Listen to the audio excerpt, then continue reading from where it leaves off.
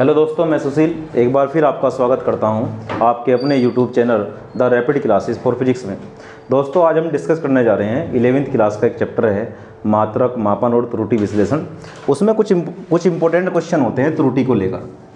ये भी उनमें से एक इम्पोर्टेंट क्वेश्चन है और ये क्वेश्चन ऐसे हैं जो साल दर साल हमेशा पेपर में आते हैं और काफ़ी इंपॉर्टेंट बन जाते हैं। आज हम इस वाले न्यूमेरिकल को डिस्कस करेंगे कि इस तरह की प्रॉब्लम को सॉर्ट आउट कैसे करते हैं। एक बार पढ़ते हैं क्वेश्चन क्या है भाई। एक भौतिक राशि एस है जिसका फॉर्मूला ये है, में ए बी सी तथा डी के मापने में जब ए और बी और सी डी को मापा गया तो त्रुटियां कुछ इस प्रकार से हुई कि भाई ए के मापन में त्रुटि 4%, बी के मापन में त्रुटि 2% और सी के मापन में 3% और डी के मापन में 1%। यानी यदि ए बी सी के मापने त्रुटि इस प्रकार हो तो फिर वो ये कहता है कि एस के मापने में अधिकतम त्रुटि कितनी होगी।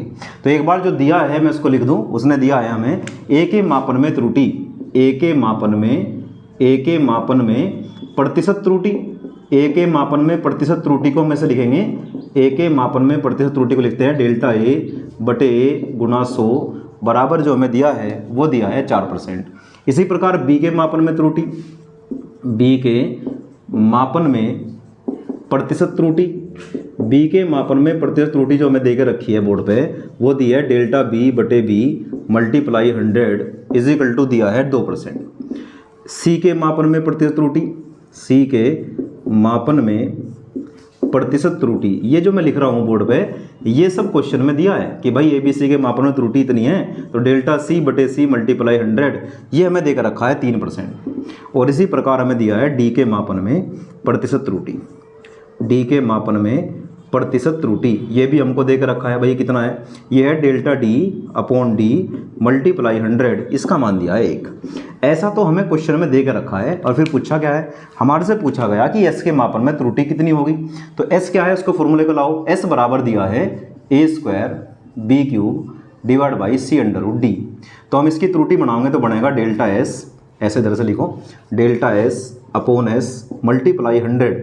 तो ये जो हम निकाल रहे हैं ये निकाल रहे हैं मैक्सिमम त्रुटि बराबर ए को लिखो, जो घात होती है त्रुटि में नीचे आ जाती है 2, घात नीचे आ गई, अंदर क्या बचा डेल्टा ए बटे ए गुणा 100 प्लस इसकी घात नीचे आ गई 3 मल्टीप्लाई डेल्टा बी बटे बी गुणा 100 प्लस अधिकतम त्रुटि का मतलब होता है सब त्रुटियों का जोड़ plus delta C upon C multiply 100 plus D का क्या है, डी का अंडर रूट है, अंडर रूट मतलब होता है घात 1 बटा 2, तो घात बाहर आ गई डेल्टा डी बटे डी मल्टीप्लाई 100। यानी ये त्रुटि बनाने का तरीका होता है कि किसी फॉर्मूले को त्रुटि के रूप में कैसे लिखेंगे। अब मान पुट कर दो, इतने का मान हमें दिया है, इतने का मान दिया 4%, तो 2 गुणा 4 प्लस 3 की जगह 3 और इतने का मान हमें दिया है, इतने का मान कितना है भाई 2% प्लस डेल्टा सी का मान दिया है कितना 3% प्लस 1 बटा 2 बाहर और इसका मान हमें दिया है 1।